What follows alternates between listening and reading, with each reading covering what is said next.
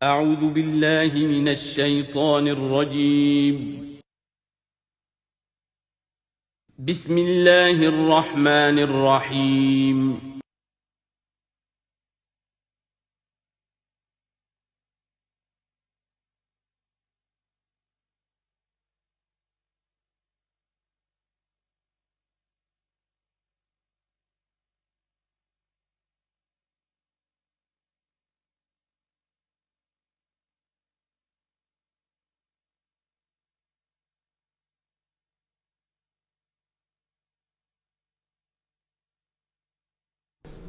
الحمد للہ وکفی والصلاة والسلام علی عباده الذین اصطفى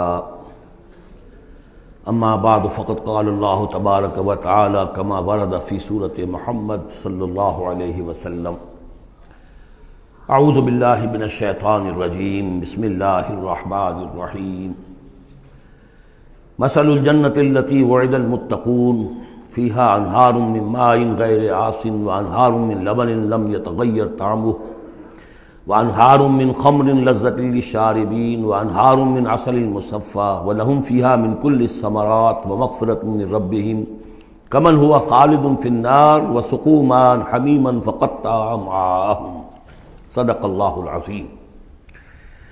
مثال اس جنت کی جس کا وعدہ کیا گیا ہے متقیوں سے، اس میں نہریں ہیں پانی کی جن میں کوئی بو نہیں، اور نہریں ہیں دودھ کی جس کا ذائقہ تبدیل نہیں ہوتا، وانہار من خمر، اور ایسی شراب کی نہریں کہ جو لذت والی ہے پینے والوں کے لیے، وانہار من عسل مصفى، اور نہریں ہیں ایسے شہد کی جس کو صاف کیا جا چکا ہو، جھاگ اتارا جا چکا ہو، وَلَهُمْ فِيهَا مِنْ كُلِّ الثَّمَرَاتِ، اور پھر مزید برآں ان کے لیے ہوں گے وہاں تمام میوے، تمام پھل، وَمَغْفِرَةٌ مِّن رَبِّكُمْ، اور مغفرت ہوگی ان کے رب کی طرف سے۔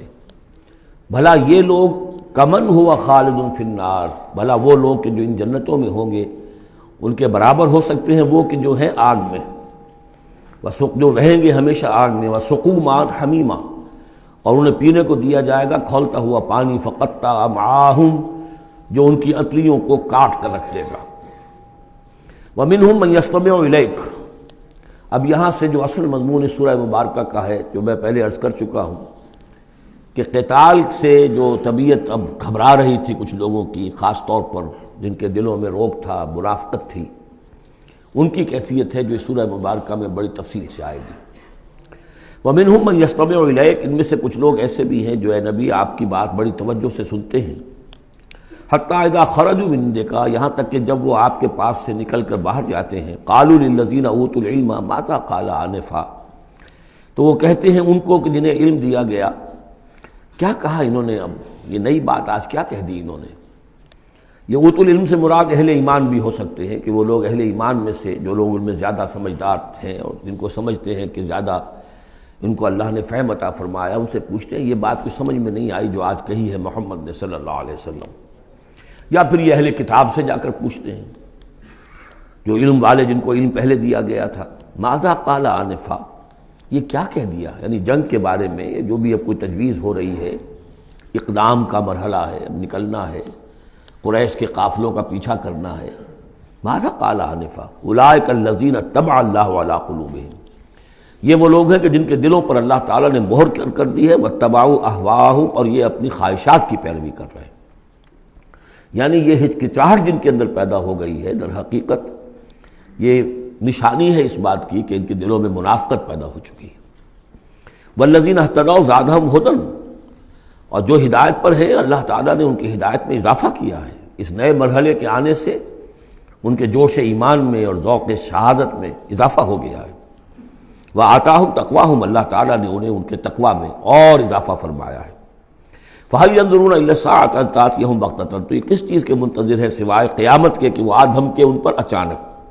فَقَدْ جَاءَ أَشْرَاطُهَا، اس کی علامتیں تو آ چکی ہیں، یعنی قیامت کی سب سے بڑی علامت جو ہے وہ در حقیقت حضور صلی اللہ علیہ وسلم کی بعثت ہے، جو کہ آپ آخری رسول ہیں، اور آپ نے فرمایا بھی ہے کہ بُعِثْتُ أَنَا وَالسَّاعَةُ كَهَاتَيْنِ، دونوں انگلیوں کو آپ نے جوڑا، میں اور قیامت اس طریقے سے جڑے ہوئے، اب میرے بعد کوئی اور نبی نہیں، انا آخر المرسلین وانتم آخر الامم، میں آخری رسول ہوں، تم آخری امت ہو، تو اب آپ کے بعد تو قیامت ہی آنی ہے۔ فَأَنَّىٰ لَهُمْ إِذَا جَاءَتْهُمْ ذِكْرَاهُمْ، تو جب وہ آ جائے گی، ان پر دھمک آ جائے گی، دھمکے گی، تو پھر اس وقت ان کا یاد کرنا یا نصیحت اخذ کرنا یا سبق حاصل کرنا ان کے کس کام کا ہوگا؟ فَاعْلَمْ أَنَّهُ لَا إِلَٰهَ إِلَّا اللَّهُ وَاسْتَغْفِرْ لِذَنبِكَ، بس جان لو کہ اللہ کے سوا کوئی معبود نہیں، اور اپنی خطاؤں کے لیے اللہ سے استغفار کرو۔ اب یہاں ایک تو یہ ہے کہ یہ بات خطاب کر کے حضور سے کہی جا رہی ہے واحد کے صیغے میں، اس حوالے سے ایک تعویل تو یہ ہو سکتی ہے کہ یہ حقیقت میں حضور کی وساطت سے آپ کی امت سے کہی جا رہی ہے، لیکن یہ ہے کہ اس میں علماء نے یہ بات بھی نکالی ہے کہ یہاں حضور مخاطب ہے، اور حضور کی مخاطبت میں یہ پہلو موجود ہے کہ حضور کے گناہ کا معاملہ جو ہے ہم اپنے گناہ پر قیاس نہ کریں۔ حسنات الابرار سیئات المقربین، حضور کی تو جو انٹینسٹی ہوتی تھی تعلق مع اللہ کی شدید، اس میں ذرا سی کمی آتی تھی تو آپ اسے بھی سمجھتے تھے کہ بہت بڑی کوتاہی مجھ سے ہو گئی ہے۔ گویا کہ ہمارے لیے تو کہیں بمشکل کبھی اللہ تعالیٰ کی خصوصی عنایت سے طبیعت کے اندر انشراح ہو جائے تو یہ بہت بڑی نعمت ہے، اور حضور کے لیے وہ تو انشراح تو ہر وقت رہتا ہی تھا۔ اگر ذرا سا کہیں کسی مسئلے میں تھوڑی سی اس انشراح کی شدت میں کمی آ جائے تو آپ اسے بہت بڑی اپنی کوتاہی، بڑا گناہ سمجھتے تھے۔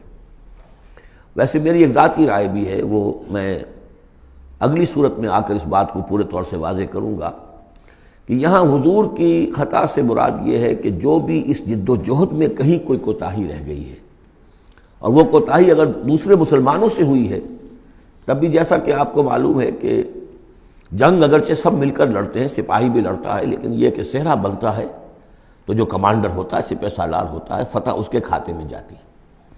اسی طریقے سے شکست ہو جائے تو شکست کا جو کلنک کا ٹیکہ ہے وہ بھی ظاہر بات ہے کہ سپہ سالار کے ماتھے پر لگے گا، چاہے اس میں غلطی کسی اور کی ہو جائے۔ اس اعتبار سے اگر کہیں کسی سے کوئی کوتاہی ہوئی ہے تو گویا کہ وہ حضور صلی اللہ علیہ وسلم کی جد و جہد ہونے کے اعتبار سے کہ آپ ہی کی قیادت میں ہو رہی ہے، تو اس جد و جہد کے اندر کہیں کوئی کوتاہی یا کمی جو ہے اس کا ذکر ہو رہا ہے۔ وَلِلْمُؤْمِنِينَ وَالْمُؤْمِنَاتِ، اے نبی آپ استغفار کیجئے اپنی خطا، تقصیر کا بھی، اور اہل ایمان مردوں اور عورتوں کے لیے بھی۔ وَاللَّهُ يَعْلَمُ مُتَقَلَّبَكُمْ وَمَثْوَاكُمْ، اللہ خوب جانتا ہے کہاں تمہیں لوٹ کر جانا ہے، بازگشت تمہاری کہاں ہے، اور کہاں تمہارا اصل گھر ہے مستقل، تمہارا ٹھکانہ کہاں ہے، یعنی آخرت، بہشت۔ وَيَقُولُ الَّذِينَ آمَنُوا لَوْلَا نُزِّلَتْ سُورَةٌ، اور کہتے ہیں یہ لوگ جو ایمان کے دعوے دار ہیں کیوں نہیں کوئی سورت نازل ہوئی۔ یہ بہت اہم آیت ہے اس سورت کی، کہ اصل میں حضور نے جب وہ چھوٹی چھوٹی مہمیں بھیجنی شروع کر دی تھی، اس وقت تک کوئی ایسی صحیح آیت جب اللہ کے راستے میں نکلو اور قتال کرو شاید نازل نہیں ہوئی۔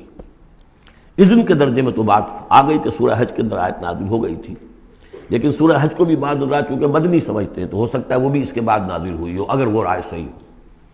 باقی سورہ بقرہ کے اندر جو آیات آئی ہیں وہ بھی یہ ہے کہ جب وہ تم سے جنگ کریں، قاتلوا فی سبیل اللہ الذین یقاتلونکم، اور بظاہر ہجرت کے بعد ابتدا ابھی مکے والوں کی طرف سے نہیں ہوئی تھی، انیشیٹو حضور نے لیا ہے، چھوٹے چھوٹے دستے آپ نے بھیجنے شروع کر دیے، ان کا گھیراؤ گویا کہ آپ کر رہے۔ ایک تو پولیٹیکل آئسولیشن آف قریش، کہ جہاں بھی آپ گئے 4 مہموں میں تو آپ خود بھی تشریف لے گئے، 8 مہمات ہیں کل بدر سے پہلے، جن میں سے 4 میں آپ نے بھی شرکت فرمائی، اس لیے وہ غزوات کہلاتے ہیں۔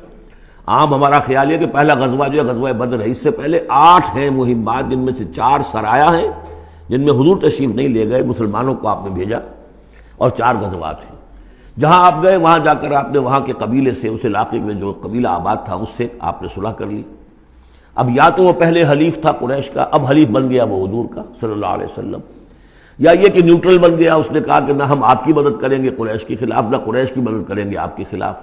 نتیجہ یہ ہوا کہ پولیٹیکل جو انفلوئنس تھا، zone of influence, political influence Quraysh کا وہ کم ہو رہا ہے۔ پھر آپ نے قافلوں کا پیچھا کیا تو اس سے اندازہ ہوا کہ اب ان کی لائف لائن جو ہے، ان کی تو شہرت تھی وہ، اس کے اوپر آپ نے ہاتھ ڈالا۔ یہ چیزیں چونکہ آپ کی طرف سے ہوئی ہیں، اس وقت تک مکے والوں کی طرف سے جو بھی کچھ انہوں نے کیا، مکے میں ستایا، مارا پیٹا، وہ تھے اپنی جگہ۔ ہجرت کے بعد ان کی طرف سے کوئی اقدام نہیں ہوا۔ اس پر یہ لوگ جو تھے جو ذرا اس جنگ وغیرہ سے اور اس معاملے سے اپرا رہے تھے، تو ان کو ایک دلیل ملی ہوئی تھی. وہ کہتے تھے لولا نزل سورۃ، کیوں نہیں کوئی سورت نازل ہو جاتی. یہ تو محمد صلی اللہ علیہ وسلم نے خود ہی اپنا ایک سلسلہ شروع کر دیا ہے اپنی ذاتی رائے سے. ان کا خیال ہوگا جیسے کوئی مہم جو انسان ہوتا ہے، تو شاید اسی طریقے سے اب یہ جو ہے مہم جو انسان بن گئے. لولا نزل سورۃ فاذا انزل سورۃ محکمۃ، پھر جب ایک محکم صورت نازل کر دی گئی، وذکر فیہا القتال، اور اس میں قتال کا حکم آ گیا. رأیت الذین فی قلوبہم مرض، تو اب تم دیکھو گے ان لوگوں کو کہ جن کے دلوں میں روگ ہے. ینظرون الیک نظر المغشی علیہ من الموت، اب آپ کی طرف ایسے دیکھیں گے جیسے وہ شخص دیکھتا ہے جس پر موت کی غشی طاری ہو رہی ہوتی ہے. دلیل ان کی ختم ہو گئی. اب وہ کہتے تھے کہ آیت اترے، کو قرآن نازل ہو جس سے معلوم ہو کہ اب قتال ہے، یہ اللہ کا حکم ہے. اسی لیے اسی آیت میں جو لفظ قتال آیا ہے، اسی کے حوالے سے اس سورت کا نام سورہ قتال بھی ہے. فَإِذَا أُنزِلَتْ سُورَةٌ مُحْكَمَةٌ وَذُكِرَ فِيهَا الْقِتَالُ رَأَيْتَ الَّذِينَ فِي قُلُوبِهِم مَّرَضٌ يَنظُرُونَ إِلَيْكَ نَظَرَ الْمَغْشِيِّ عَلَيْهِ مِنَ الْمَوْتِ فَأَوْلَىٰ لَهُمْ، تو افسوس ہے ان پر، بربادی ہے ان کے لیے.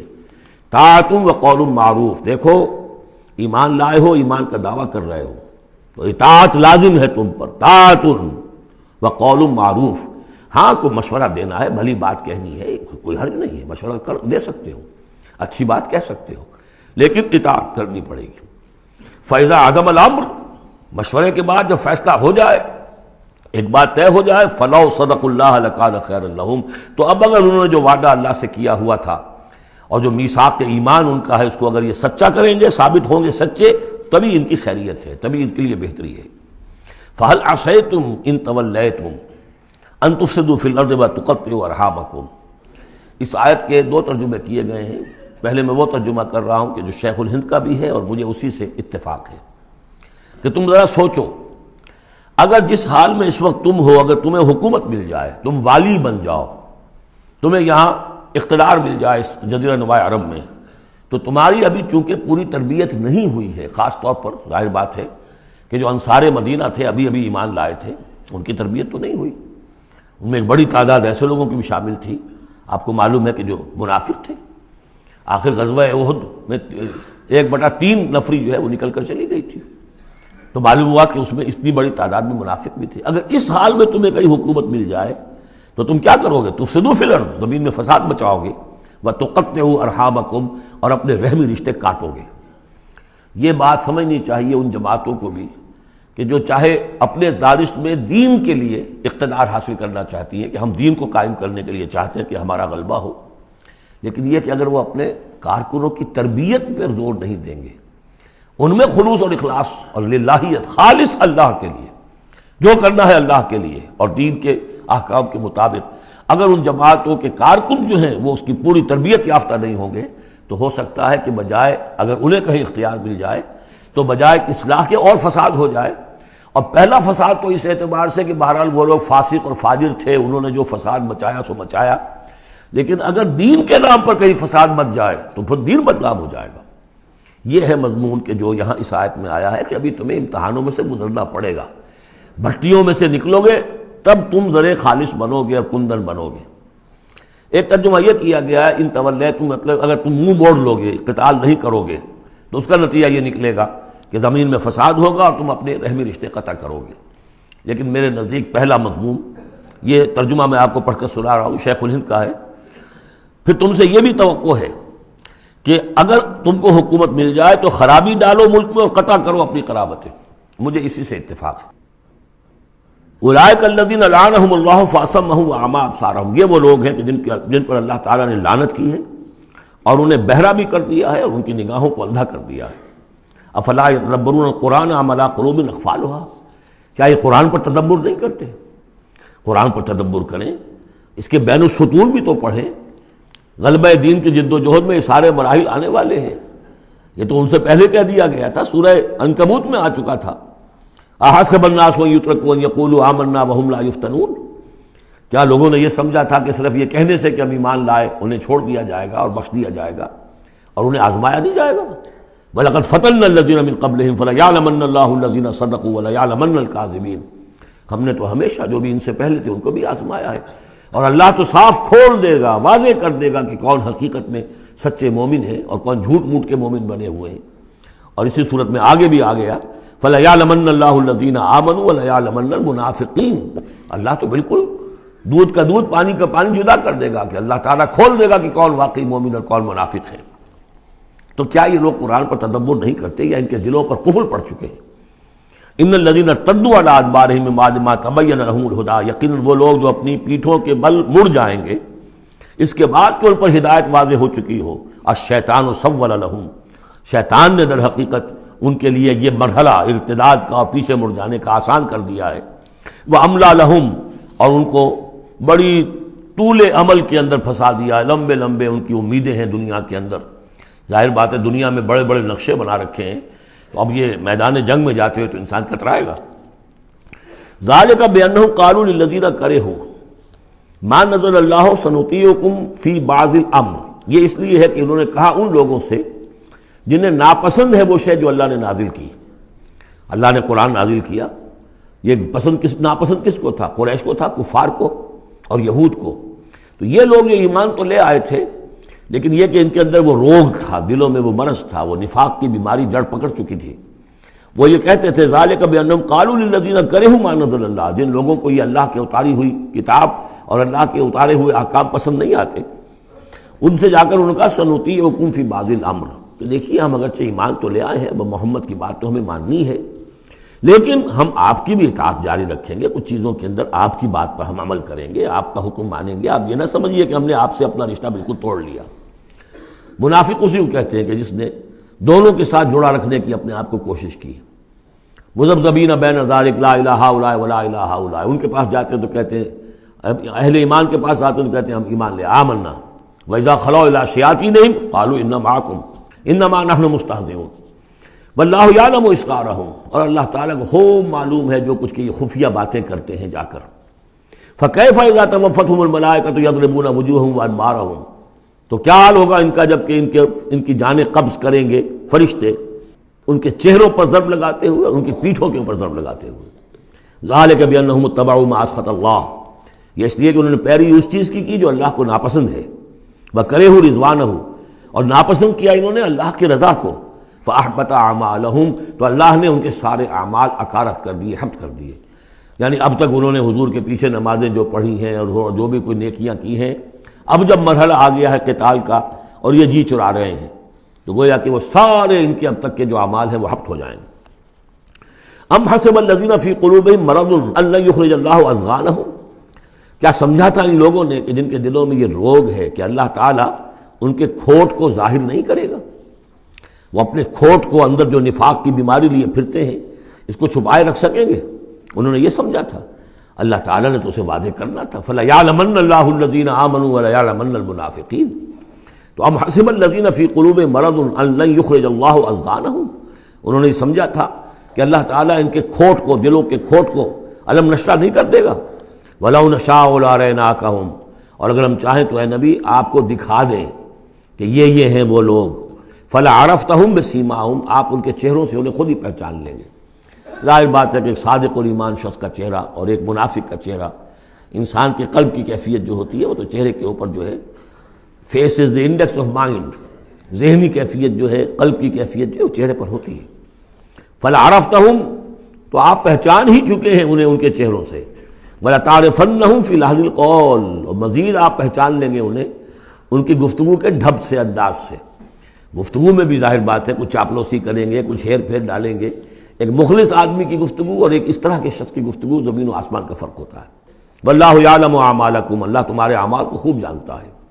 وَلَنَبْلُوَنَّکُمْ حَتَّى نَعْلَمَ الْمُجَاہِدِينَ مِنکُمْ وَالصَّابِرِينَ، اور ہم تو لازماً آزمائیں گے تمہیں، یہاں تک کہ ہم، ترجمہ تو ہوگا ہم معلوم کر لیں، ہمیں علم ہو جائے۔ لیکن چونکہ اہل سنت کا عقیدہ یہ کہ اللہ کا علم تو قدیم ہے، تو یہاں ہم اس کی ترجمانی کرتے ہوئے کہتے ہیں ہم ظاہر کر دیں گے اس کو، تاکہ سب کے علم میں آ جائے، سب دیکھ لیں۔ ہم آزمائیں گے تمہیں یہاں تک کہ سب دیکھ لیں کہ مجاہدین کون ہیں تم میں سے، حتیٰ نعلم المجاہدین منکم والصابرین، اور وہ جو صبر کرنے والے ہیں۔ وَنَبْلُوَ أَخْبَارَكُمْ، اور ہم تمہارے سارے حالات کی پوری طریقے سے تحقیق کر لیں۔ یہ تقریباً سمجھیے کہ وہ آیت جو آئی تھی سورہ بقرہ میں، وَلَنَبْلُوَنَّكُمْ بِشَيْءٍ مِّنَ الْخَوْفِ وَالْجُوعِ وَنَقْصٍ مِّنَ الْأَمْوَالِ وَالْأَنفُسِ وَالثَّمَرَاتِ، ابھی وہاں چونکہ قتال کا حکم نہیں آیا تھا، اس لیے وہاں پر ابھی جنگ کا تذکرہ نہیں تھا۔ یہ تو تھا کہ ہم تمہیں آزمائیں گے بھوک سے اور جان اور مال کے نقصان سے اور ثمرات کے ضیاع سے، لیکن یہاں اسی آیت کو ایک ایکسٹینشن سمجھیے، وَلَنَبْلُوَنَّكُمْ حَتَّىٰ نَعْلَمَ الْمُجَاهِدِينَ مِنكُمْ وَالصَّابِرِينَ، تاکہ ہم دیکھ لیں کون ہیں وہ جو واقعتاً جہاد کرنے والے ہیں، صبر کرنے والے ہیں، اور ان کی پوری طرح جانچ پرکھ کر لیں۔ ان الذين كفروا وصدوا عن سبيل الله وشاقوا الرسول من بعد ما تبين له الهدى لن يضروا الله شيئا، یقیناً وہ لوگ جنہوں نے کفر کیا اور جو روکتے رہے لوگوں کو بھی اللہ کے راستے سے اور اللہ کی اور اس کے رسول کی مخالفت میں سرگرم رہے، زدہ میں پڑ گئے، من بعد ما تبين لهم الهدى، اس کے بعد کہ ان کے لیے ہدایت واضح ہو چکی تھی، لن يضروا الله شيئا، وہ اللہ کا کچھ نہیں بگاڑ سکیں گے، وسيحبط اعمالهم، اللہ تعالیٰ ان کے اعمال کو بھی حبط کر دے گا۔ یعنی اس پہلے ذکر تھا منافقین کا، اب یہاں کفار مکہ کا ذکر ہے۔ ان کے اعمال کیا تھے؟ وہی حاجیوں کی خدمت کرتے تھے۔ اجعلتم سقایۃ الحاج وعمارۃ المسجد الحرام کمن آمن باللہ والیوم الآخر، اور یہ کہ بہرحال اور بھی کچھ دے، کسی نے کھانا کھلا دیا، کسی کو کچھ اور کر دیا، اور پھر یہ کہ جو کچھ انہوں نے جد و جہد کی ہے، انہوں نے بھی مال خرچ کیے ہیں، جنگیں کی ہیں۔ بدر میں آئے تھے تب بھی تو بہت سے لوگوں نے کفار نے انفاق کیا تھا، تبھی تو ساز و سامان تیار ہوا تھا، 900 اونٹ لے کر نکلے تھے، روزانہ ایک دن 10 ایک دن 9 اونٹ تو ذبح ہو رہے تھے وہ فوج کو جو کھانا کھلانے کے لیے، تو آخر لوگوں نے کنٹریبیوٹ کیا تھا، تو یہ سارے اعمال ان کے اکارت چلے گئے۔ یا ایھا الذین آمنوا اطیعوا اللہ واطیعوا الرسول ولا تبطلوا اعمالکم، اے اہل ایمان اللہ کی اطاعت کرو اور اس کے رسول کی اطاعت کرو، لا تبطلوا اعمال، اپنے اعمال ضائع نہ کرا بیٹھنا۔ یعنی اب تک اگر تم نے کچھ اعمال کیے ہیں، کوئی محنت بھی کی ہے، کچھ انفاق بھی کیا ہے، کچھ اور جد و جہد کی ہے، لیکن اب جو یہ مرحلہ نیا آ گیا ہے، اس کو یوں سمجھیے اب امر حال یہ ہے، اللہ کا اس کے رسول کا جس وقت جو حکم ہے اس وقت اس کو ماننا ہوگا۔ اب حکم یہ ہے، لہذا اگر اس میں تم نے کہیں پیٹھ دکھا دی تو تم اپنے سارے سابقہ اعمال کو باطل کرا لو گے۔ ان الذین کفروا وصدوا عن سبیل اللہ ثم ماتوا وهم کفار فلن یغفر اللہ لهم، یقیناً وہ لوگ کہ جنہوں نے کفر کیا اور اللہ کے راستے سے وہ روکتے رہے اور یا رکے رہے، یہ دونوں جیسے میں نے عرض کیا کہ صدا یا صدو جو ہے یہ فعل لازم بھی ہے، فعل متعدی بھی ہے۔ ثم ماتوا وهم کفار، اور وہ مر گئے اسی حال میں کہ وہ کافر تھے، فلن یغفر اللہ لهم، تو ایسے لوگوں کو اللہ تعالیٰ ہرگز نہیں بخشے گا۔ فلا تہنوا، تو اے مسلمانوں تم ڈھیلے نہ پڑو، بودے پن کا مظاہرہ نہ کرو، وتدعوا الی السلم، سیدھا سلم میں، اور تم جو اب یہ کہہ رہے ہو صلح کی بات ہونی چاہیے اور سلامتی کی بات ہونی چاہیے اور خام خواہ کی لڑائی جھگڑا جو ہے اس سے کیا حاصل ہے، یہ جو تم کر رہے ہو یہ نہ کرو۔ فلا تہنوا وتدعوا الی السلم، بلکہ اب جو مرحلہ آ گیا ہے اب تو سرفروشی کا مرحلہ آ گیا ہے، وانتم الاعلون، اور گھبراؤ نہیں، تم ہی سب سے اونچے رہو گے، سربلند رہو گے، غالب ہوگے۔ واللہ معکم، اللہ تمہارے ساتھ ہے، اس کی مدد تمہارے شامل حال ہے۔ ولن یترکم اعمالکم، اللہ تعالیٰ تمہارے اعمال ضائع نہیں کرے گا۔ انما الحیات الدنیا لعب و لہو، یہ دنیا کی زندگی تو کھیل ہے اور کچھ جی کا بہلانا ہے، اس کے سوا کیا ہے؟ آخرت کے مقابلے میں تو یہ دھوکے کا سامان ہے، دھوکے کی ٹٹی ہے۔ وما الحیات الدنیا الا متاع الغرور وان تؤمنوا وتتقوا یؤتکم اجورکم، اگر تم ایمان لاؤ، ایمان پر قائم رہو اور اپنے رب کا تقوی اختیار کیے رکھو، اللہ تعالیٰ تمہیں دے گا تمہارے بدلے، تمہارے اجر۔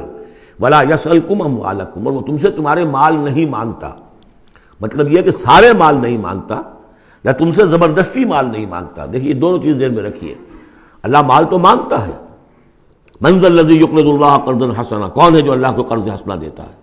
کتنی مرتبہ کہا اللہ کی راہ میں انفاق کرو، اللہ کی راہ میں انفاق کرو۔ سورہ بقرہ میں ہم پڑھ چکے ہیں، انفقوا فی سبیل اللہ ولا تلقوا بایدیکم الی التہلکہ، اللہ کی راہ میں خرچ کرو، لگا دو، اپنے آپ کو اپنے ہاتھوں ہلاکت میں مت ڈالو۔ یہ اللہ کا مال مانگنا تو ہے، لیکن ایک تو یہ کہ جبر نہیں کیا۔ یہ کمال ہے محمد الرسول اللہ صلی اللہ علیہ وسلم کا، اتنی عظیم انقلابی جد و جہد۔ کبھی آپ نے نہیں کہا کہ ایمرجنسی ہے لہذا اب سب کا مال ضبط، فلاں کا مال ضبط، کچھ نہیں، جو بھی تشویق ہے، ترغیب ہے، لیکن جس نے دیا اپنی مرضی سے دیا، سوائے ایک جنگ کے نفیر عام بھی نہیں تھی، تشویق ہے، ترغیب ہے، حرض المومنین علی القتال، نکلو اللہ کی راہ میں، شہادت جو ہے اس کو اپنا مقصود سمجھو، شہادت ہے مطلوب و مقصود مومن، جبر نہیں کیا۔ یہ کمال ہے میرے نزدیک، ویسے تو کمال ہر پہلو سے ہے، لیکن یہ نکتہ بھی ذہن میں رکھیے کہ کہیں بھی کسی صورتحال میں جبر کا معاملہ نہیں آیا۔ تو اللہ تعالیٰ تم سے جبرن نہیں مانگتا یا کل کے کل مال نہیں مانگتا۔ ان یسألکموہا، اگر وہ تم سے مانگے تمہارے سارے مال فیحفکم، اور تم پر سختی کرے، تنگی کرے، تبخلوا، تم بخل سے کام لوگے، ویخرج اضغانکم، اور اللہ ظاہر کر دے گا پھر تمہارے اندر کے کھوٹ کو، جو تمہارا کھوٹ اندر ہے وہ زبانوں پر آ جائے گا، جیسا کہ غزوہ احزاب کے موقع پر آ گیا کہ ما وعدنا اللہ ورسولہ الا غرورا، منافقین نے یہ بات کہہ دی کھلم کھلا کہ اللہ اور اس کے رسول نے تو ہمیں دھوکہ دیا، سب باغ دکھائے۔ ہاں انتم ہؤلاء تدعون لتنفقوا فی سبیل اللہ، تمہیں بلایا جا رہا ہے، ترغیب دی جا رہی ہے، تمہیں تشویق کی جا رہی ہے کہ تم اللہ کی راہ میں خرچ کرو، لتنفقوا فی سبیل اللہ، فمنکم من یبخل، تم میں سے کوئی وہ بھی ہے جو بخل سے کام لیتے ہیں، ومن یبخل فانما یبخل عن نفسہ، جو کوئی بخل سے کام لے رہا ہے وہ بخل اپنے آپ سے کر رہا ہے، وہ اپنے وہ فائدے چھوڑ رہا ہے کہ جو انفاق سے اسے ملیں گے۔ ایک کے 700 ملتے ہوں تو اگر نہیں دے رہے آپ ایک تو کس کا گھاٹا کیا؟ اپنا نقصان کیا نا، تو وہ تو اپنی جان سے ہی نفس کا جو ہے بخل کر رہا ہے۔ واللہ الغنی وانتم الفقراء، اور اللہ تعالیٰ تو غنی ہے، یہ تو تمہارے امتحان کے لیے مانگ رہا ہے تم سے، اللہ کو قرض دو۔ اللہ تعالیٰ تم سے صدقات بھی قبول کر لیتا ہے، وَيَقْبَلُ الصَّدَقَاتِ، صدقات قبول کر لیتا ہے، یہ اللہ تعالیٰ کی طرف سے تمہارے لیے تمہارا اعزاز ہے، اکرام ہے۔ واللہ الغنی، حالانکہ وہ غنی ہے، وانتم الفقراء، اور محتاج اصل میں تم ہو۔ وَإِن تَتَوَلَّوْا، یہ آیت بڑی فیصلہ کن ہے، ان تتولوا، اگر تم پیٹھ پھیر لوگے، یستبدل قوما غیرکم، تو تمہیں ہٹا کر کسی اور قوم کو لے آئے گا، ثم لا یکونوا امثالکم، پھر وہ تمہاری طرح کے نہیں ہوں گے۔ اب یہ ہو سکتا ہے کہ اس کا اطلاق جو ہے اس وقت کے کچھ لوگوں پر بھی ہوا ہو کہ جنہوں نے منافقت کی بنا پر پیٹھ موڑ لی، اللہ نے اپنے نبی کے لیے ان سے زیادہ جو ہے جانثار قسم کے اہل ایمان جو ہے وہ فراہم کر دیے۔ لیکن یہی آیت جو ہے اس اعتبار سے کہ حضور کی بعثت اصلی، بعثت خصوصی امیین کے لیے تھی، بنی اسماعیل اور عرب کے مشرکین جو ان کے تابع تھے، ان کے لیے یہ کہ یہ بات ان سے کہی جا رہی ہے کہ اب تمہیں سے امت بنی ہے، امت مسلمہ کن سے بنی ہے؟ اس کا نیوکلیس اہل عرب، وہی امت عرب کے لوگ۔ اگر یہ مشن جو تمہارے حوالے ہوا ہے، کذالک جعلناکم امۃ وسطا لتکونوا شہداء علی الناس ویکون الرسول علیکم شہیدا، اگر تم نے اس مشن سے منہ موڑ لیا تو اللہ تمہیں ہٹائے گا، معزول کر دے گا، کسی اور قوم کو لے آئے گا۔ چنانچہ میرے نزدیک اس آیت کا ظہور ہوا ہے بتمام و کمال 13ویں صدی عیسوی میں، جبکہ اللہ تعالیٰ نے عربوں کو امت مسلمہ کی قیادت سے معزول کر دیا۔ 1258 عیسوی میں سقوط بغداد ہوا، ہلاکو کے ہاتھوں جو مسلمانوں پر تاتاریوں کے ہاتھوں بیتی ہے، کروڑوں مسلمان قتل ہوئے اس وقت، معمولی نہیں۔ اور آخری خلیفہ بنو عباس کا، اس کو کھینچ کر محل سے گھسیٹ کر باہر نکالا گیا، جانور کی ایک کھال میں لپیٹ کر تاتاریوں نے اپنے گھوڑوں کے سموں تلے اسے کچل دیا۔ وہ گویا کہ عربوں کا معزول ہونا تھا امت مسلمہ کی قیادت سے۔ اس کے بعد کچھ عرصہ گزرا ہے، لیکن پھر اللہ نے وہ ایک معجزہ دکھایا کہ انہی تاتاریوں میں سے کتنی قومیں ایمان لے آئیں۔ ہے آیا فتنہ تاتار کے افسانے سے، پاسماں مل گئے کعبے کو صنم خانے سے۔ پھر وہی تاتاری تھے جن میں سے ترکان تیموری نکل آئے، ترکان صفوی نکل آئے، ترکان سلجوقی ان سے بھی پہلے آ چکے تھے، اور ترکان عثمانی، پھر گریٹ آٹومان امپائر، پھر خلافت بھی اللہ نے پھر وہاں منتقل کر دی۔ 400 برس کا خلافت جو ہے وہ بھی ترکان عثمانی کے پاس رہی۔ ان تتولوا یستبدل قوما غیرکم ثم لا یکونوا امثالکم، صدق اللہ العظیم۔ سورۃ الفتح، تمہیدی باتیں میں پہلے عرض کر چکا ہوں۔ یہ سورہ مبارکہ نازل ہوئی ہے صلح حدیبیہ کے بعد۔ اس کی جو تاریخی پس منظر ہے صرف یہ چند جملے کفایت کریں گے۔ سن 5 میں غزوہ احزاب کے بعد یہ حضور نے صحابہ سے کہہ دیا تھا کہ اب قریش میں وہ دم نہیں رہا کہ اب دوبارہ وہ تم پر چڑھ کر آئیں اور حملہ کریں۔ لن تغزوکم قریش بعد عامکم ھذا ولکنکم تغزونہم، اب انیشیٹو تمہاری طرف سے ہوگا۔ وہ انیشیٹو حضور نے لیا ہے سن 6 میں۔ آپ نے عمرے کا احرام باندھا، اور آپ کے ساتھ 1400، عام طور پر زیادہ بیان ہوتا ہے لیکن بعض روایات میں 1800 صحابہ احرام باندھ کر چلے کہ ہم عمرہ کرنے جا رہے ہیں۔ یہ گویا کہ ایک ٹیسٹ تھا کہ اب قریش کرتے کیا ہیں۔ آپ احرام کے لیے اپنی منزل بہ منزل کرتے ہوئے پہنچ گئے حدیبیہ تک، وہی جگہ جہاں پر کہ پھر صلح ہوئی۔ ادھر قریش کے لیے جو ہے ان کی جان پر بن گئی۔ پہلی بات تو یہ کہ ان کی روایات کے خلاف تھا کہ کوئی آئے عمرے کی نیت سے اور ان کو روک دے، یہ عرب کی روایت نہیں تھی۔ دوسرا یہ کہ اب اگر آنے دیتے ہیں اور مسلمان دندناتے ہوئے آئیں اس شہر کے اندر عمرہ کریں تو گویا کہ ان کی شکست ہو گئی۔ تو وہاں پر جو بھی ہوا تفصیلات کا تو موقع نہیں ہے۔ ایک طرف تو وہ تلے ہوئے تھے کہ جنگ کریں گے، اور جب حضرت عثمان کو حضور نے بھیجا ہے کچھ سلسلہ جنبانی کے لیے، وہاں ان کو روک لیا گیا، خبر مشہور ہو گئی کہ انہیں شہید کر دیا گیا۔ پھر حضور نے بیعت لی، وہ بیعت علی الموت کہلاتی ہے، بیعت علی لا نفر یا بیعت علی الموت، اور اس کا نام ہے بیعت رضوان۔ ایک درخت کے نیچے آپ تشریف فرما ہوئے اور سب نے آ کر آپ سے بیعت کی کہ اب یہاں جانیں دے دیں گے اپنی، سب ہم یہاں پر مرنے کے لیے تیار ہیں، جانیں قربان کر دیں گے، یہاں سے واپس نہیں جائیں گے۔ جب وہاں یہ خبریں پہنچی اور انہوں نے کچھ اور اندازہ کر لیا تھا کہ یہ تو بڑے سرفرے لوگ معلوم ہو رہے ہیں، ان میں سے کوئی جو ہے بھاگنے والا نظر نہیں آتا یہاں سے، تو پھر یہ ہے کہ وہ مجبور ہو گئے کہ اب کچھ صلح کریں۔ پھر صلح ہوئی، صلح حدیبیہ، لیکن وہ بڑی ان ایکول صلح تھی، اس میں مسلمانوں کے لیے ہیوملیشن تھی، اس لیے کہ یہ طے کر لیا گیا اس میں کہ اگر کوئی مسلمان مدینے سے واپس آئے مکے تو اسے مکے والے واپس نہیں کریں گے، لیکن اگر کوئی مکے سے مدینے جائے گا تو واپس کرنا ہوگا۔ اور وہاں پر ہو بھی یہ گیا، ابو جندل صحابی تھے ایک جن کو کہ اسی نے جو کہ وہاں سے صلح کے لیے گشت و شریک کرنے کے لیے آیا تھا، سہیل بن عمرو، اس کا ہی بیٹا عین اس وقت وہ پہنچ گیا، لیکن صلح کے وہ کاغذات لکھے جا چکے تھے، اس نے معاملہ بچایا، مسلمانوں مجھے پھر قصائیوں کے حوالے کر رہے۔ حضور نے فرمایا کہ اب ابو جندل تم صبر کرو، جو وعدہ ہم کر چکے ہیں ہمیں اس کی پابندی کرنی ہے۔ بہرحال اس کو حضور نے، اگرچہ صحابہ تو اس درجے دلگیر تھے کہ ہم یہ دم کر صلح کیوں کر رہے ہیں، حضرت عمر رضی اللہ تعالیٰ عنہ سے تو بہرحال یہ بھی کہہ دیجئے کہ زیادہ قرب جو انہیں حاصل تھا حضور سے، اس کی بنا پر ان کی یہ ہمت ہو گئی کہ آپ نے وہ سوال جواب بھی کر لیا جس پر آپ پھر ساری عمر پچھتاتے رہے۔ کہ آپ نے پوچھا کہ کیا ہم حق پر نہیں ہیں؟ حضور نے فرمایا ہاں ہم حق پر ہیں۔ کیا آپ اللہ کے رسول نہیں ہیں؟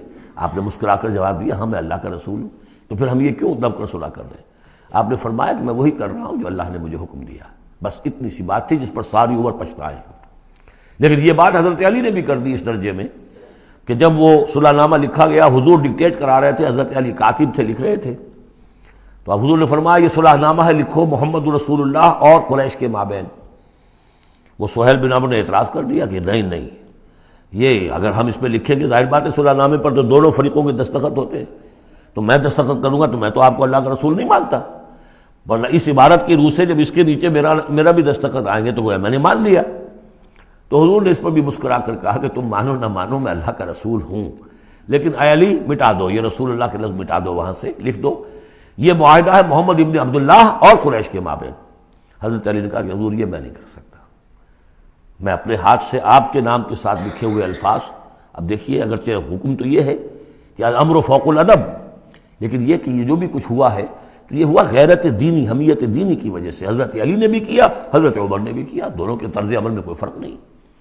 لیکن بہرحال اس کے بعد جو ہے صلح ہوئی ہے، اور مسلمانوں کے دل اگرچہ اس پہ بہت ہی رنجیدہ تھے، اور یہ بات بھی بڑی عجیب تھی کہ وہیں احرام کھول دیے گئے، وہی قربانی کے جانور جو ہیں، تو اب اس پر جو ہے یہ آیت صورت اتری ہے، اور پہلا لفظ یہ ہے انا فتحنا لک فتحا مبینا، مسلمانوں کی دلجوئی کے لیے کہ تم جسے سمجھ رہے ہو کہ دب کر صلح کی ہے، حقیقت حال کے اعتبار سے تو اے محمد ہم نے آپ کو بڑی روشن فتح عطا فرمائی۔ آج ہم اسے انٹرپریٹ کر سکتے ہیں روشن فتح کس اعتبار سے کہ ٹریٹی کے معنی یہ ہے کہ مصالحت یا صلح ہوتی ہے دو فریقوں کے درمیان جو ایک دوسرے کو ریکگنائز کریں۔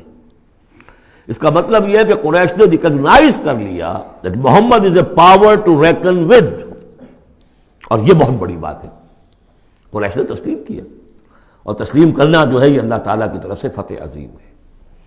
انا فتحنا لک فتحا مبینا لیغفر لک اللہ ما تقدم من ذنبک وما تاخر۔ اب دیکھیے یہ ذنب کا لفظ یہاں پھر دوبارہ آ گیا، تاکہ اللہ تعالیٰ بخش دے آپ کو جو پچھلے ہوئی آپ کی کوئی کوتاہیاں یا گناہ یا جو بعد میں ہوئی، وَيُتِمَّ نِعْمَتَهُ جو پیچھے رہے گناہ ان کو بھی بخش دے، وَيُتِمَّ نِعْمَتَهُ عَلَيْكَ اور تاکہ اللہ تعالیٰ اپنی نعمت کا اتمام فرما دے آپ پر، وَيَهْدِيَكَ صِرَاطًا مُسْتَقِيمًا اور آپ کو ہدایت دے سیدھے راہ کی طرف۔ اب یہ ہے پھر ایک اشکال پیدا ہوتا ہے کہ حضور صلی اللہ علیہ وسلم تو پہلے ہی سیدھی راہ پر ہیں، پھر یہ کہ تمام اہل ایمان حضور کے ساتھ سیدھی راہ پر چلے آ رہے ہیں، اور سیدھی راہ پر چلتے ہوئے اب اہل ایمان کو بھی، حضرت ابوبکر کو بھی آپ کے ساتھ چلتے ہوئے کتنے برس ہو گئے؟ 18 برس ہو گئے، تو اب ان کے معنی کیا ہو گئے؟ تو اس پہ بہت سی بحثیں ہیں، یہ تو اب میں تفصیل میں نہیں جا سکتا۔ میری توجہ وہی ہے جو میں اس سے پہلے سورہ محمد میں کر چکا ہوں ضم کی، کہ یہ جو جد و جہد ہوئی ہے اس میں اگر کہیں کوئی خامی کوتاہی کسی کی طرف سے ہوئی ہے، چاہے وہ کسی اور مسلمان کی طرف سے ہوئی ہے، صاحب ایمان کی طرف سے ہوئی ہے، غلطی ہوئی ہے، خطا ہوئی ہے، ان سب کی اب اللہ تعالیٰ تلافی فرما دے گا۔ یہ فتح مبین جو ہے وہ ان سب کو کور کر جائے گی، اور یہدیہ کا صراط مستقیم، اب آپ کی یہ جد و جہد بالکل سیدھی تیر کی طرح اپنے ہدف کی طرف بڑھے گی۔ اب اس میں کوئی جو ہے تزلزل نہیں ہوگا، بلکہ آپ کی یہ جد و جہد، اللہ کے دین کی اقامت کی جد و جہد اور اللہ کی حکومت قائم کرنے کی جد و جہد جو ہے سیدھی اپنے ہدف کی طرف بڑھتی چلی جائے گی۔ چنانچہ یتم نعمتہ، وہ تو ہم پڑھ چکے ہیں، الیوم اکملت لکم دینکم واتممت علیکم نعمتی ورضیت لکم الاسلام دینا۔ تو دین کا اتمام ایک تو اس شکل میں کہ قرآن میں دین مکمل ہو جائے، شریعت پوری ہو گئی، لیکن اس سے تکمیل نہیں ہوتی اس معنی میں جب تک اس کی ایک عملی ڈیمانسٹریشن بھی مکمل نہ ہو۔ عملی ڈیمانسٹریشن مکمل ہوتی ہے جب اللہ کی حکومت بالفعل قائم ہو جائے۔ تو اتمام نعمت جو ہے وہ صرف کتاب کے اندر اس شریعت کا پورا بیان ہو جانا اور نظام کا آ جانا، اس سے وہ اتمام بتمام و کمال نہیں ہوتا جب تک کہ اس کی ایک نشانی، اس کا ایک نمونہ جو ہے، اس کی ایک صورت لوگوں کے سامنے نہ آ جائے، آئیڈیل فارم اس کی جو ہے وہ سامنے نہ آ جائے، اس کا نمونہ سامنے آ جائے۔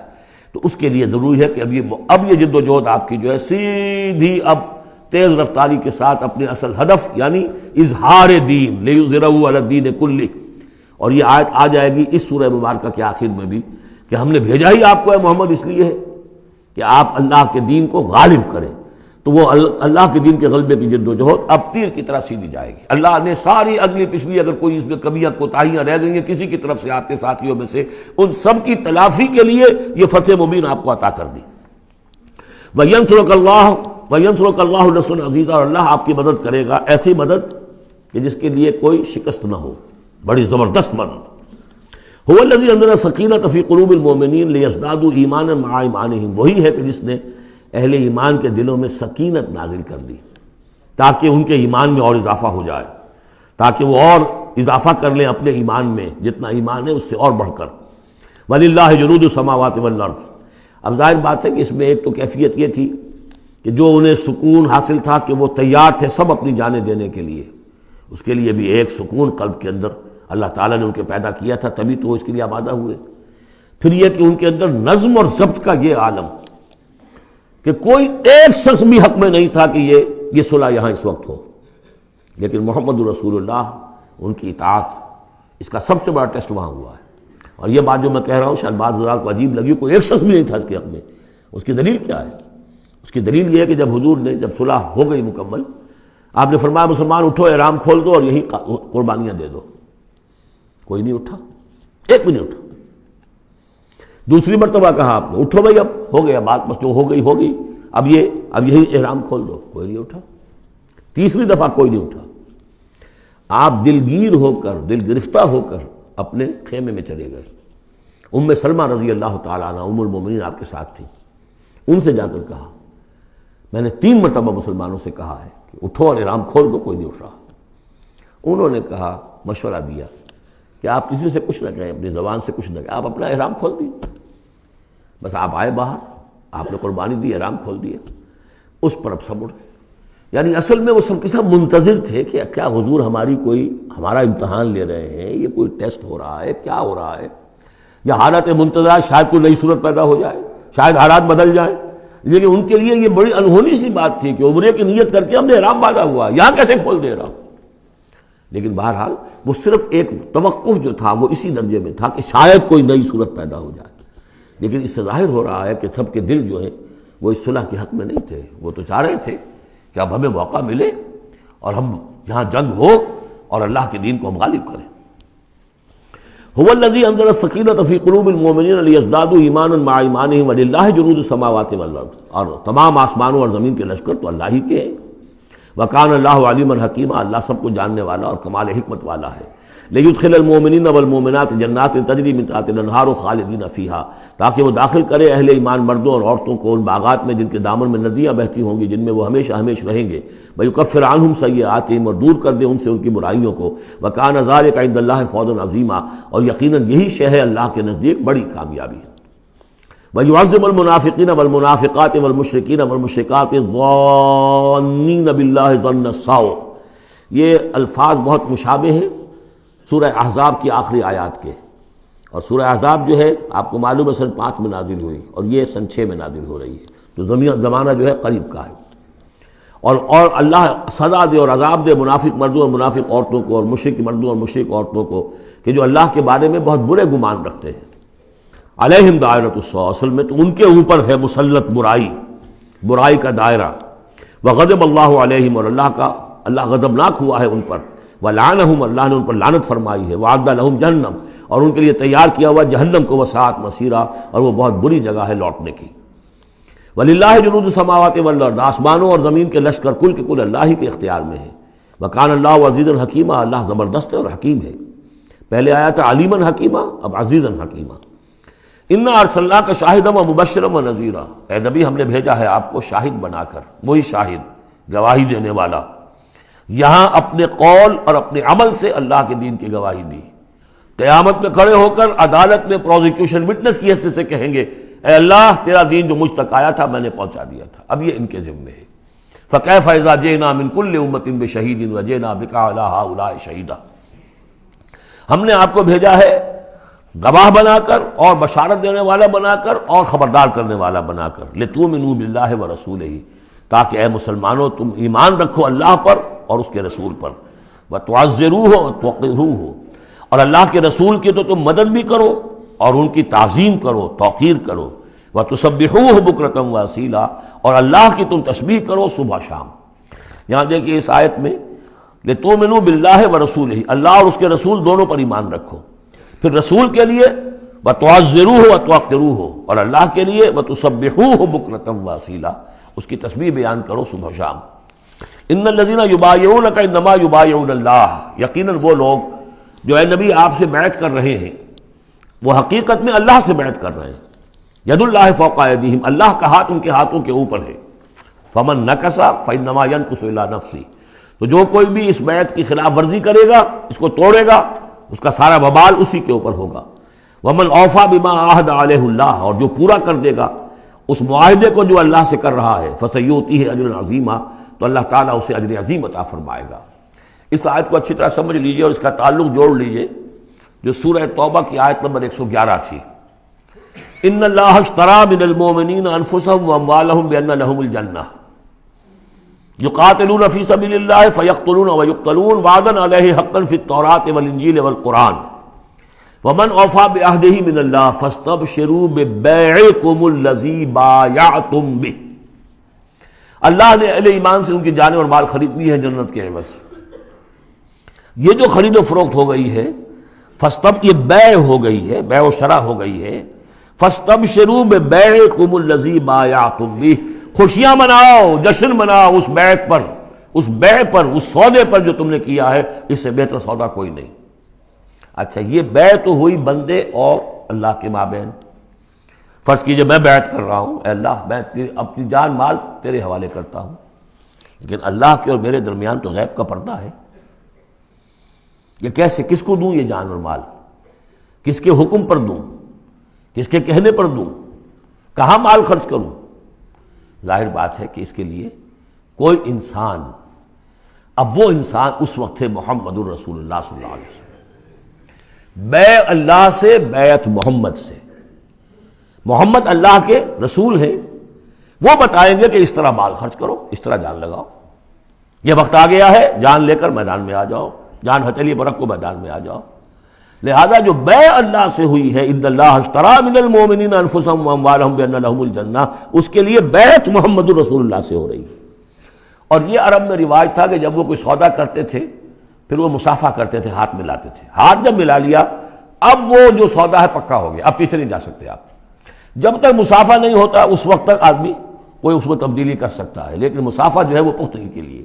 لہذا یہ بیعت اب محمد رسول اللہ سے ہو رہی ہے کہ ہم نے جو جان اللہ اور اپنی مال جو اللہ کے حوالے کی ہے اسے ہم خرچ کریں گے آپ کے کہنے کے مطابق، جو آپ حکم دیں گے، آپ کی مرضی ہے، آپ ہم سے جب چاہیں یہ جان اور مال حاصل ہے، جب چاہیں وصول فرما لیں۔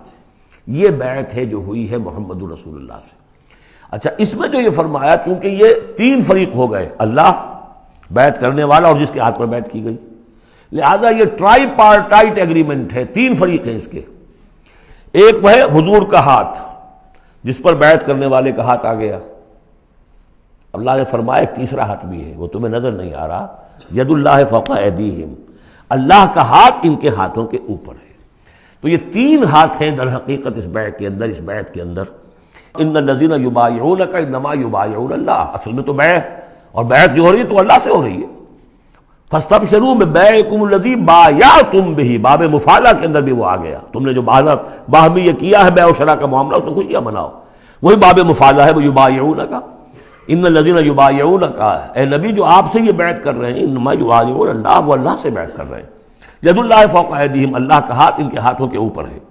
فمن نکث فانما ینکث علی نفسہ، تو جو کوئی بھی اب اس سے روگردانی کرے گا، اسے توڑے گا، اس کی خلاف ورزی کرے گا، اس کا وبال اسی پر آئے گا، آپ پر اس کا کوئی الزام نہیں۔ ومن اوفی بما عہد علیہ اللہ فسیؤتی اجرا عظیما، اور جو بھی پورا کر دے گا جس کا کہ اس نے وعدہ اللہ سے کیا ہے، یہ معاہدہ اللہ سے ہوا جان اور مال کا۔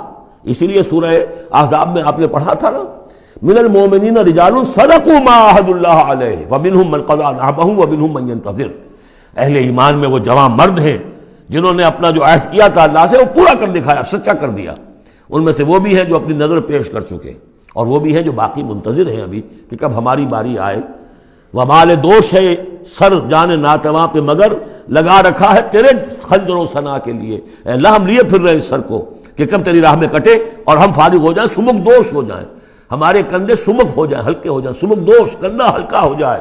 یہ سر کا بوجھ ہم لگائے ہوئے ہیں اپنے سر پر کہ کب تیری طرف سے حکم آئے ہم نے اپنے سر کٹوائیں اور ہم فارغ ہوں۔ اب اسی کو سمجھ لیجئے کہ حضور کے بعد یہ بیعت کس سے ہوگی؟ جو بھی کوئی داعی اللہ اب کھڑا ہو اللہ کے نام کے، نبی تو نہیں ہوگا، ہوگا امتی، اطاعت اس کی ہوگی اللہ اور اس کے رسول کی اطاعت کے نیچے نیچے، اس کے دائرے کے اندر، مستقل بذات اطاعت اس کی نہیں ہوگی۔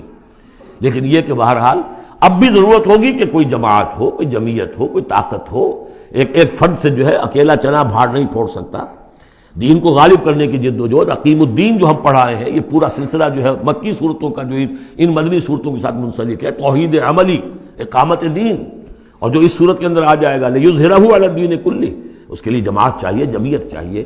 تو اب بھی کوئی اللہ کا بندہ ہوگا، آپ اسے ٹھوک بجا کر دیکھ لیں، اطمینان دیکھیں، سوچ دیکھیں اس کی رائے کیا ہے، وہ کیا سمجھتا ہے، اگر وہ دین سے بھی واقف ہے، اگر وہ یہ کہ زمانے کے حالات سے بھی واقف ہے، اس کی شخصیت کو دیکھیے، اس کے ماحول کو دیکھیے، اگر آپ کا دل گواہی دے کہ یہ کوئی بہروپیہ نہیں ہے، یہ واقعتاً سنسیئر آدمی ہے، خلوص کے ساتھ اس کے ہاتھ میں ہاتھ دے کر بیٹھ کے یہ ساتھ چلیے۔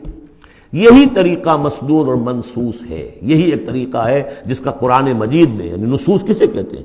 نصوص قرآنی، نصوص حدیث، حدیث میں بھی ذکر ہے تو بیعت کا ہے۔ باقی اور کوئی طریقہ جماعت سازی کا مسنون نہیں ہے، مباح وہ بھی ہے، جو بھی طریقہ اختیار کر لیا مباح ہے، حرام نہیں ہے۔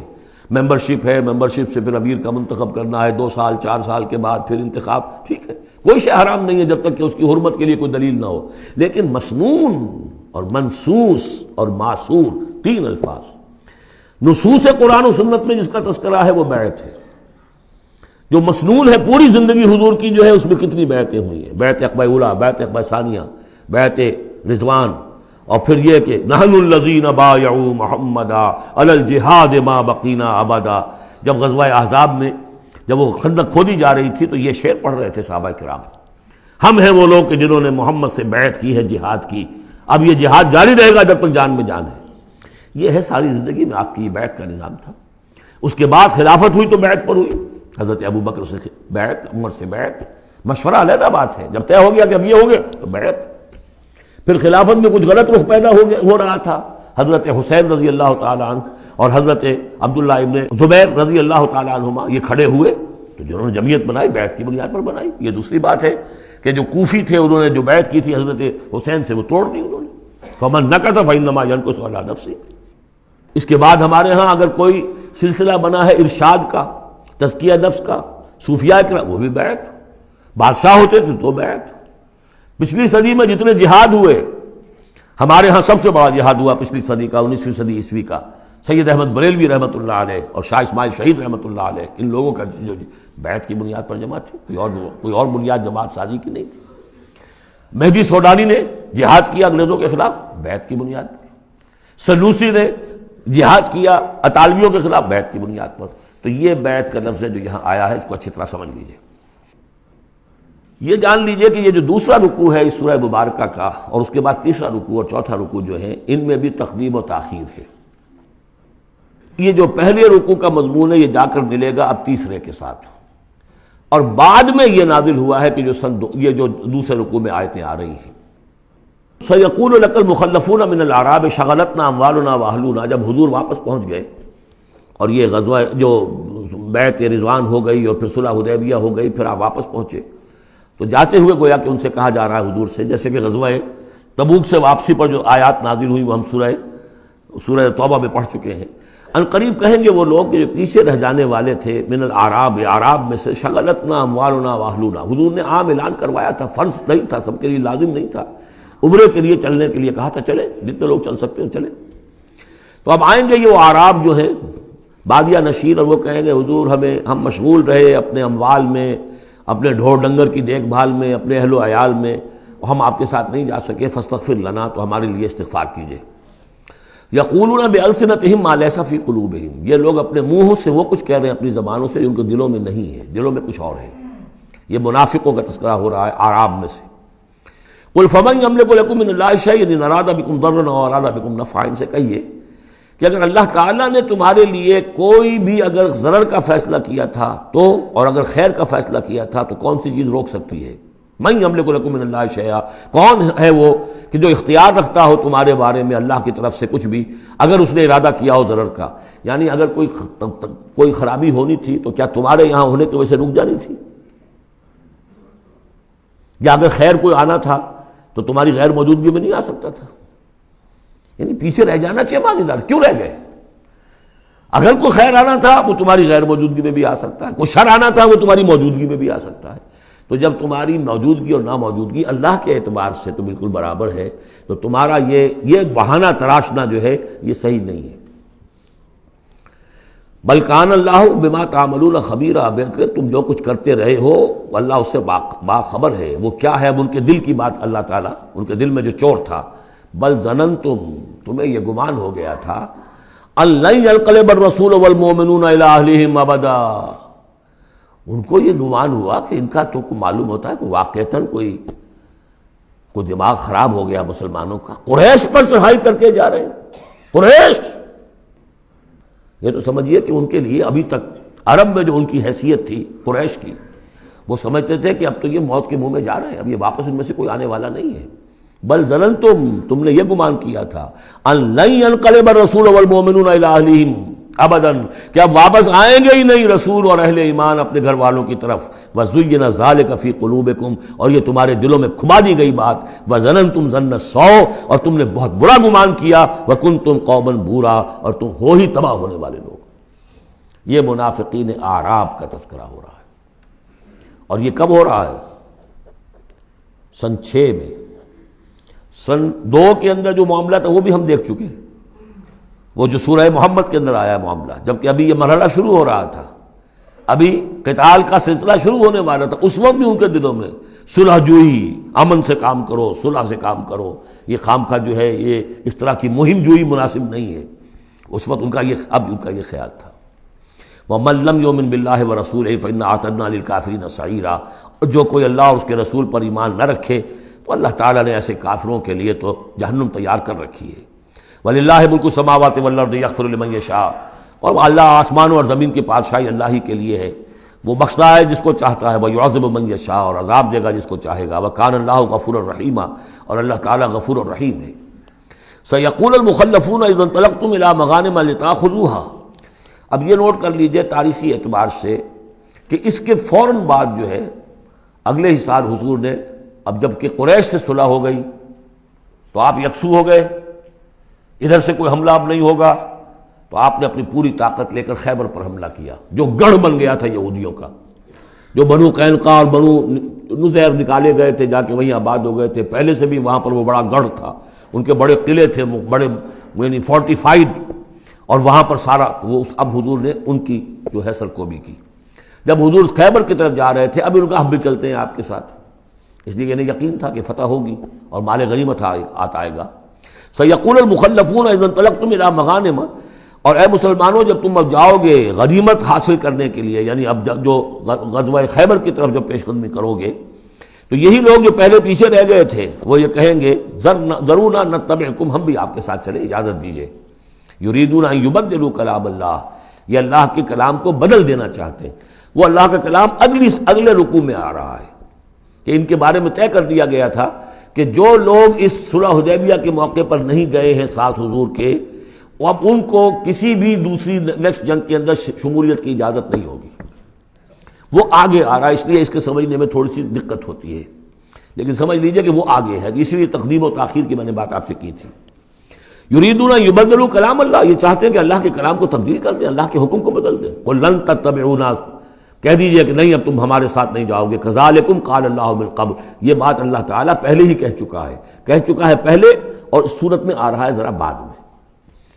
فسیقولون بل تحسدوننا، وہ کہیں گے یہ تو آپ لوگ حسد کر رہے ہیں ہم سے، آپ ہمیں ساتھ میں لے جانا چاہتے ہیں جبکہ ہمیں اندازہ ہے کہ وہاں پہ غنیمتیں ملیں گی۔ بل کانوا لا یفقہون الا قلیلا، حقیقت یہ ہے کہ یہ فہم ہی نہیں رکھتے، تفقہ ہی نہیں رکھتے مگر بہت ہی تھوڑی۔ قل للمخلفین من الاعراب، یہ جو لوگ رہ گئے تھے پیچھے، یہ بدو لوگ، ان سے کہہ دیجئے ستدعون الی قوم اولی باس شدید، ان قریب پھر تمہیں بلایا جائے گا ایک ایسی قوم کی طرف، ایسے قوم کے مقابلے کی طرف جو بڑی طاقت والی ہوگی۔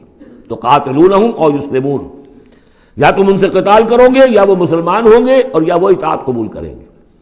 اس سے ہے اشارہ در حقیقت جو نیا سلسلہ جنگوں کا اب شروع ہونے والا تھا، اور وہ تھا سلطنت روما کے خلاف غزوہ موطا۔ اب اندرون ملک عرب کا معاملہ جو تھا وہ ختم ہوا، اب تو اصل جو معاملہ پیش آنا ہے وہ انقلاب محمدی کا بین الاقوامی مرحلہ ہے، تصدیر الانقلاب، انقلاب کو اب آگے ایکسپورٹ کرنا ہے۔ اور اب ٹکراؤ ہونے والا ہے جس کی پیشگی خبر دی جا رہی ہے سلطنت روما کے ساتھ، جہاں سٹینڈنگ آرمیز تھی لاکھوں کی، جو رومن لیجنز مشہور ہیں تاریخ کے اندر، غرق آہن اور ٹرینڈ۔ تو تمہیں بلایا جائے گا اس وقت، پھر تمہیں ایک موقع دے دیا جائے گا، ستدعون الی قوم اولی باس شدید تقاتلونہم او یسلمون۔ اور یہ اصل میں تین چیزیں آ گئیں وہی کہ اب جو بھی اس عرب سے باہر جو معاملہ ہوا ہے، یا تو وہ اسلام لے آئیں یا وہ اطاعت قبول کر لیں، یہ دونوں یسلمون میں شکلیں ہو جائیں گی، اطاعت قبول کر لیں یا اسلام لے آئیں، یا پھر جنگ ہوگی۔ فَإِن تُطِيعُوا يُؤْتِكُمُ اللَّهُ أَجْرًا حَسَنًا، اگر اس وقت تم اطاعت کرو گے اللہ کے رسول کی، ان کے ساتھ جاؤ گے تو اللہ تعالیٰ جو ہے تمہیں اجر حسنہ دے گا۔ وَإِن تَتَوَلَّوْا كَمَا تَوَلَّيْتُم مِّن قَبْلُ، اور اگر تمہیں اسی طرح پیٹھ دکھا دی جیسے کہ پہلے پیٹھ دکھائی تھی، يُعَذِّبْكُمْ عَذَابًا عَلِيمًا، تو اللہ تعالیٰ عذاب علیم دے گا تمہیں۔ لَيْسَ عَلَى الْأَعْمَىٰ حَرَجٌ، ہاں اگر کوئی اندھا ہے تو اس پر کوئی الزام نہیں ہے، کوئی تنگی نہیں ہے، وہ اگر نہیں گیا کوئی بات نہیں۔ وَلَا عَلَى الْأَعْرَجِ حَرَجٌ، نہ کوئی لنگڑا ہے تو اس کے لیے بھی نہیں ہے۔ وَلَا عَلَى الْمَرِيضِ حَرَجٌ، اسی طریقے سے کوئی بیمار ہے تو اس پر بھی کوئی اس کی باس پرس نہیں ہے۔ وَمَن يُطِعِ اللَّهَ وَرَسُولَهُ يُدْخِلْهُ جَنَّاتٍ تَجْرِي مِن تَحْتِهَا الْأَنْهَارُ، اور جو اللہ تعالیٰ اور اس کے رسول کی اطاعت کرے گا اللہ تعالیٰ اس کو داخل کرے گا ان باغات میں جن کے دامن میں ندیاں بہتی ہوں گی۔ وَمَن يَتَوَلَّى، اور جو کوئی پلٹ جائے، پیٹھ موڑ لے، يُعَذِّبْهُ عَذَابًا عَلِيمًا، اللہ تعالیٰ اسے عذاب علیم، دردناک عذاب دے گا۔ اب اس کے بعد یہ پہلے رکوع والا مضمون جو بیعت کا مضمون چل رہا تھا، وہی بیعت کا مضمون اب آگے یہاں چل رہا ہے۔ یہ بیچ والا جو ہے دوسرے رکوع کا مضمون، یہ اس کے بعد کا تھا، پہلے آ گیا ہے۔ وہاں جو فرمایا تھا کہ ان الذین یبایعونک انما یبایعون اللہ، اب آگے چلیے، لقد رضی اللہ عن المؤمنین اذ یبایعونک تحت الشجرہ، اللہ راضی ہو گیا ان اہل ایمان سے جو آپ سے بیعت کر رہے تھے درخت کے نیچے۔ فعلم ما فی قلوبہم، تو اللہ تعالیٰ کے علم میں ہے جو کچھ ان کے دلوں میں تھا، اور اس وقت ذوق شہادت اور جوش جہاد تھا، ابھی وہ صلح کی بات تو ہوئی نہیں، وہ تو بیعت کر کے ہونے کے بعد ہوئی ہے۔ فانزل السکینۃ علیہم، اللہ نے ان پر سکینت، سکون، اطمینان نازل کر دیا۔ واصابہم فتحا قریبا، اور انہیں فتح دے دی بہت قریب، وہ فتح قریب وہی ہے، انا فتحنا لک فتحا مبینا، اس صلح کو کہا گیا کہ فوری طور پر انہیں فتح مل گئی۔ ومغانم کثیرۃ یاخذونہا، اور بہت سی غنیمتیں ہیں جو وہ اور جو لیں گے حاصل کریں گے. وَكَانَ اللَّهُ عَزِيزًا حَكِيمًا، اور اللہ تعالیٰ زبردست ہے، حکمت والا. وعدکم اللہ مغانم کثیرۃ تاخذونہا، اے مسلمانوں اللہ کا تم سے وعدہ ہے بہت سی غنیمتیں تمہیں ملیں گی. فعجل لکم ہذہ، تو یہ تو تمہیں نقد دے دی ہے، فوری طور پر دے دی ہے یہ فتح جو تمہیں مل گئی ہے. وکف ایدی الناس عنکم، اور اللہ تعالیٰ نے روک لیا لوگوں کے ہاتھوں کو تم سے. لتکون آیۃ للمؤمنین، تاکہ یہ اہل ایمان کے لیے ایک نشانی بن جائے. وَيَهْدِيَكُمْ صِرَاطًا مُسْتَقِيمًا، اور اللہ تعالیٰ تمہاری رہنمائی فرمائے سیدھے راستے کی طرف. یعنی اب تمہاری جد و جہد جو ہے وہ تیر کی طرح سیدھی کامیابی کے آخری مراحل تک پہنچ جائے. بارک اللہ لی ولکم فی القرآن العظیم ونفعنی وإیاکم بالآیات والذکر الحکیم.